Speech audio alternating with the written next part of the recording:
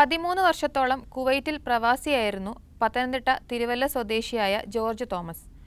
അതിൽ തന്നെ 2.5 വർഷത്തോളം കുവൈറ്റിലെ പോലീസ് ഡിപ്പാർട്ട്മെൻറ്റിൽ ഇലക്ട്രീഷ്യൻ ഫോർമാനായി ജോലി ചെയ്തു വരികയായിരുന്നു. ജോലിക്കിടെ ഇദ്ദേഹത്തിന് സ്ട്രോക്ക് വരികയും അവിടെ 2 മാസത്തോളം ഹോസ്പിറ്റലിലാവുകയും ചെയ്തു. തിരികെ നാട്ടിലെത്തിച്ചെങ്കിലും ഇന്ന് പൂർണ്ണമായും ശയ്യാവലംബനാണ് ഇദ്ദേഹത്തിന് 2 മാസത്തെ സാലറി ലഭിക്കാനുണ്ടെന്നാണ് കുടുംബം പറയുന്നത്. മെഡിക്കൽ ആനുകൂല്യങ്ങളും ഒന്നും തന്നെ ലഭിച്ചിട്ടില്ല. ഇതൊക്കെ എങ്ങനെ തിരിച്ചു പിടിക്കണമെന്ന് അറിയാതെയാണ് ഇദ്ദേഹത്തിൻ്റെ 2 സഹോദരന്മാരായ ജോസ് തോമസും ജോയി തോമസും ഇന്ന് പ്രവാസ ലോകത്തോടൊപ്പം ചേരുന്നത്. ജോർജ് എത്ര വർഷം ജോലി ചെയ്തോടെ? 13 വർഷത്തോളം പ്രവാസിയായി. ഈ ഒരൊറ്റ കമ്പനിയിലാണ് ജോലി ചെയ്തത്? അല്ല, ഈ ഗവൺമെന്റിൽ ജോലി ചെയ്ത് എത്ര കാലം? 3 വർഷമൊക്കെ ആവും. അത്രേ ഉള്ളൂ. അതാണ് അതിൻ്റെ ഒരു ബാക്കിയുള്ളതൊക്കെ വേറെ കമ്പനിയിലാണ്. ജോർജ് ഗവൺമെന്റ് ഡിപ്പാർട്ട്മെന്റിൽ CID ഡിപ്പാർട്ട്മെന്റിലായിരുന്നു. അപ്പോൾ നിങ്ങൾ കാര്യമായിട്ട് ഉദ്ദേശിക്കുന്നത് അദ്ദേഹത്തിന് 2 മാസത്തെ സാലറി തരാറുണ്ട് അല്ലേ? സാലറി തന്നെയല്ല സാർ, നാട്ടിൽ ഇവൻ അക്കൗണ്ട് ഇല്ല, കുവൈറ്റിലാണ് ഇവൻ അക്കൗണ്ടും മറ്റു കാര്യങ്ങളുള്ളത്. അപ്പോൾ ഇവൻ്റെ ഒന്നാമത് ആളുകൾ വിവാഹിതനല്ല. പിന്നെ ഞങ്ങൾക്ക് എന്തെങ്കിലും വല്ല മരുന്നിനോ അങ്ങനെ എന്തെങ്കിലും തന്നു കഴിഞ്ഞാൽ ബാക്കിയുള്ള പൈസ ഇവൻ കുവൈറ്റിലാണ് ഡിപ്പോസിറ്റ് ചെയ്തത്. ഇവൻ്റെ ബാങ്കിലെ അക്കൗണ്ട് നമ്പർ ചോദിച്ചിട്ട് വ്യക്തമായിട്ട് പറയുന്നില്ല. ഞങ്ങൾ ഇവൻ്റെ കൂടെ ജോലി ചെയ്യുന്ന 1-2 പേരുടെ ഇതൊന്ന് അന്വേഷിക്കാനായിട്ട് കൊടുത്തിട്ടുണ്ട്. പക്ഷെ അവർക്ക് സമയക്കുറവാണോ എന്നറിയത്തില്ല. എത്ര മാസമായി ഇത്? ഇപ്പോൾ ഇത് 1 വർഷം കഴിഞ്ഞിട്ട് 2 മാസം കൂടെ. ഞങ്ങളുടെ കയ്യിലുള്ള സഹായം കൊണ്ടും സാമ്പത്തികം കൊണ്ടും ഞങ്ങളെ കഴിയുന്ന രീതിയിൽ ഞങ്ങൾ ട്രീറ്റ്മെൻറ്റ് ചെയ്തു. പുഷ്പേരി തന്നെ. ജോർജിന് അവിടെ ഒരു അക്കൗണ്ട് ഉണ്ട്, അവിടെ പൈസ ഉണ്ട്.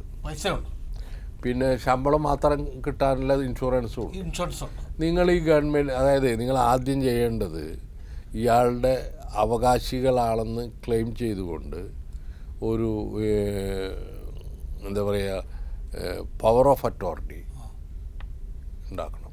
ഇയാൾ ജീവിച്ചിരിക്കണ്ടല്ലോ. പവർ ഓഫ് അറ്റോറിറ്റി നിങ്ങൾക്ക് 2 പേർക്കും, ഇയാൾക്ക് വേറെ ആരും ഇല്ലല്ലോ. ഞാൻ പറഞ്ഞു നിങ്ങൾ 2 പേര് കൂടാതെ ഒരു സഹോദരൻ കൂടി ഉണ്ട് അല്ലേ? ഇനിയുണ്ട് സഹോദരങ്ങൾ. അതന്നെ വെച്ച് 3 സഹോദരനല്ലേ ഉള്ളത്? 4 സഹോദരങ്ങളും ഒരു സിസ്റ്ററുമാണ്. നിങ്ങൾ 5 പേരും അല്ലെങ്കിൽ മരിച്ചാലേ അത് വേണ്ടു. ഇപ്പം അയാൾ ജീവിച്ചിരിക്കുന്നുണ്ടെങ്കിൽ അയാൾ ഏതെങ്കിലും ഓഫീസറുടെ മുന്നിൽ ഇത് വർത്തമാനം പറയുമോ? അപ്പോൾ അവരെ കൊണ്ടുവന്ന് ബോധ്യപ്പെടുത്തിയിട്ട് ഒരു പവർ ഓഫ് അറ്റോറിറ്റി ഉണ്ടാക്കണം. രജിസ്ട്രാളെന്ന് പറയും, രജിസ്ട്രേഷൻ ഡിപ്പാർട്ട്മെൻറ്റിൽ അദ്ദേഹമാണ് ഇത് ഒപ്പിടേണ്ട ആൾ, ഈ പവർ ഓഫ് അറ്റോർണി ഒപ്പിടേണ്ട ആൾ. അപ്പോൾ രജിസ്റ്റർ ഓഫീസിൽ ഈ ആധാരം എഴുതുന്ന ആളുകളിൽ കൊടുത്താൽ പവർ ഓഫ് അറ്റോർണി ഉണ്ടാക്കിത്തരും. എല്ലാവിധ ചുമതലകളും ഏതെങ്കിലും സഹോദരനോ 1-2 സഹോദരങ്ങളെ ഏൽപ്പിച്ചിട്ട് പവർ ഓഫ് അറ്റോർണി ഉണ്ടാക്കിയിട്ട് കൊടുക്കുന്നു. എനിക്ക് സംസാരിക്കാൻ ബുദ്ധിമുട്ടുള്ളത് കൊണ്ടും ഒക്കെ ഞാൻ ഇവരെയാണ് ഈ കിടപ്പിലായതുകൊണ്ട് ഇവരെയാണ് ഞാൻ ഇത് ഏൽപ്പിക്കുന്നത് എന്ന് പറഞ്ഞിട്ട് ഒരു സാധാരണ ഇംഗ്ലീഷിൽ ഇത് അറബിയിലേക്ക് ട്രാൻസ്ലേറ്റ് ചെയ്യണം. ഇത് കാണിച്ചിട്ട് ഇവിടെ നിന്ന് അറ്റസ്റ്റ് ചെയ്തിട്ട് അത് സെക്രട്ടേറിയറ്റിൽ ഹോം ഡിപ്പാർട്ട്മെൻറ്റ് പോയില്ല, അപ്പം അറ്റസ്റ്റ് ചെയ്തിട്ട് ഇത് നിങ്ങൾ കുവൈറ്റിലെ ഇയാളെ ജോലി ചെയ്യുന്നിടത്ത് അയച്ചു കൊടുക്കണം. എന്നിട്ട് നിങ്ങൾ കത്ത് വെക്കണം. നിങ്ങൾ ഈ 2 പേരും കൂടിയിട്ട് ഇയാൾക്ക് ഇന്ന ബാങ്കുകളിലെ അക്കൗണ്ട് ഉണ്ട്, അതെവിടെയാണെന്ന് ഞങ്ങൾക്കറിയില്ല, ഇങ്ങനെയൊക്കെ ഉണ്ടെന്ന് പറഞ്ഞിട്ട് അയക്കണം. എന്നിട്ട് ഇയാൾക്ക് അവിടെ അക്കൗണ്ട് തുടങ്ങാൻ സാധ്യതയുള്ള ഏതെങ്കിലും ബാങ്കുകളിലേക്ക് നിങ്ങൾ ഒന്ന് ആരുടെയും ചോദിച്ചിട്ട് ചെയ്യണം. ഒരു രേഖകളില്ലല്ലോ.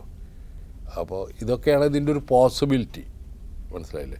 ഫസ്റ്റ് നിങ്ങൾ ചെയ്യേണ്ടത് ഒരു രജിസ്ട്രാളെ വിളിച്ചു കൊടുത്തിട്ട് ഒരു പവർ ഓഫ് അറ്റോർണി ഉണ്ടാക്കിയിട്ട് ഏതെങ്കിലും 2 ആൾക്ക് പവർ ഓഫ് അറ്റോർണി അല്ലെങ്കിൽ ഒരാൾക്ക് കൊടുക്കുക.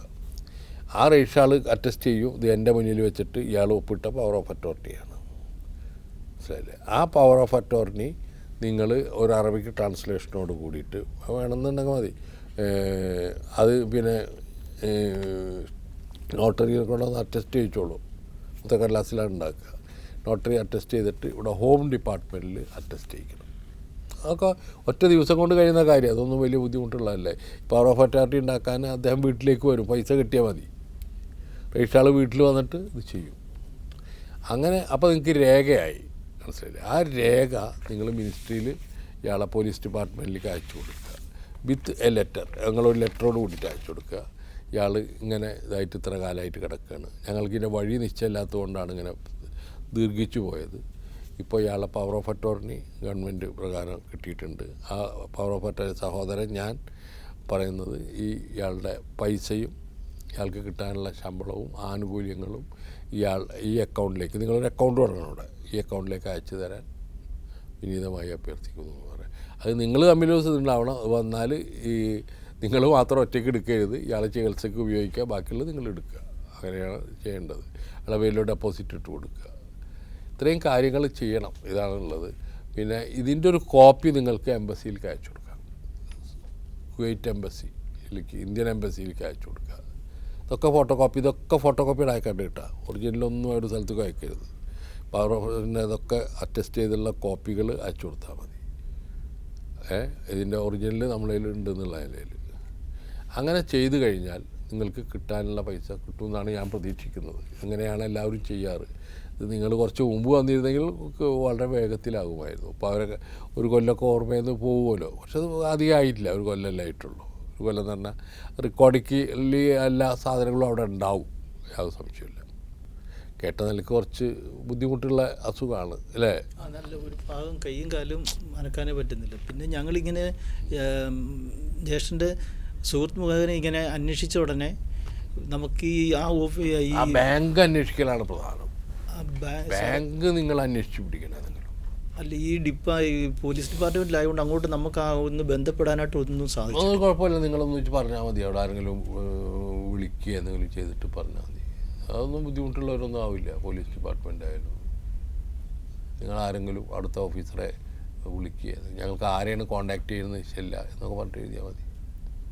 സാറേ, അവിടെ ഈ നോമിനിയായിട്ട് ജോസിൻ്റെ പേരാണ് അവരുടെ ഡിപ്പാർട്ട്മെൻറ്റിലൊക്കെ കൊടുത്തിരിക്കുന്നത്. അപ്പോൾ ജോസ് എഴുതിയാൽ മതി, വളരെ നന്നായി. അപ്പോൾ ജോസിൻ്റെ പേരിൽ കൊടുത്താൽ മതി. പവർ ഓഫ് അറ്റോർണി ജോസിൻ്റെ പേരിൽ കൊടുത്താൽ മതി. ഈ റേഷാളെ കൊണ്ട് കൊടുക്കുന്ന പവർ ഓഫ് അറ്റോർണി ഇയാളയിൽ കൊടുത്താൽ മതി. ഞങ്ങൾ സാറിനെ വിളിക്കും, ബാക്കി കാര്യങ്ങൾക്കൂടെ ഞങ്ങൾക്കൊന്ന് ഹെൽപ്പ് ചെയ്ത്. എന്നെ വിളിച്ചോളൂ. യാതൊരു സംശയമില്ല. ജ്യേഷ്ഠൻ്റെ സുഹൃത്തുമായിട്ട് ഞങ്ങളിങ്ങനെ സംസാരിക്കാറുണ്ട്. ഇദ്ദേഹം ഇങ്ങനെ നമ്മൾ എന്തെങ്കിലും സഹായിക്കാമെന്നൊക്കെ പറഞ്ഞിട്ടുണ്ട്. ആരാണ്?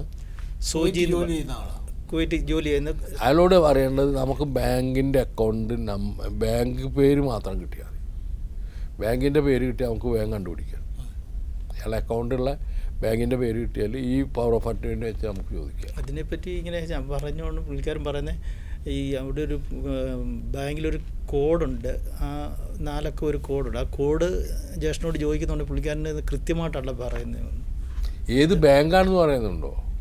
ബാങ്ക് ഏതാണെന്നങ്ങനെ പറയുന്ന ബാങ്കാണ് അറിയേണ്ടത്. ബാങ്ക് അറിഞ്ഞാൽ പിന്നെ ഒരു പണിയില്ല. ബാങ്ക് അറിഞ്ഞാൽ നമുക്കൊരു ബുദ്ധിമുട്ടില്ല അക്കൗണ്ട് കണ്ടുപിടിക്കാം. ഇയാളിപ്പോൾ തീരെ സംസാരം ഒന്നുമില്ല, സംസാരിക്കുന്ന കൃത്യമായിട്ടല്ല, ഓർമ്മ ഉണ്ടാവില്ല. പറയുന്ന. അപ്പം മെയിനായിട്ട് വേണ്ടത് ബാങ്ക് ഏതാണെന്ന് അറിയാവുന്നതാണ്. ബാങ്ക് അറിഞ്ഞു കഴിയുക പിന്നെ ഈ പറഞ്ഞ പ്രോസസ്സിലൂടെ നിങ്ങൾക്ക് അധികാരമായി ഈ ഗവൺമെൻറ് ഡിപ്പാർട്ട്മെൻറ്റായിട്ട് കോൺടാക്ട് ചെയ്യാൻ. നിങ്ങൾ ആരാണെന്ന് ചോദിക്കും. ബ്രദറാണെന്നും പറഞ്ഞാൽ പറ്റില്ല. ബ്രദറാണെന്ന് പ്രൂഫ് വേണം. ബ്രദറാണെന്ന് പ്രൂഫാണ് ഇത്.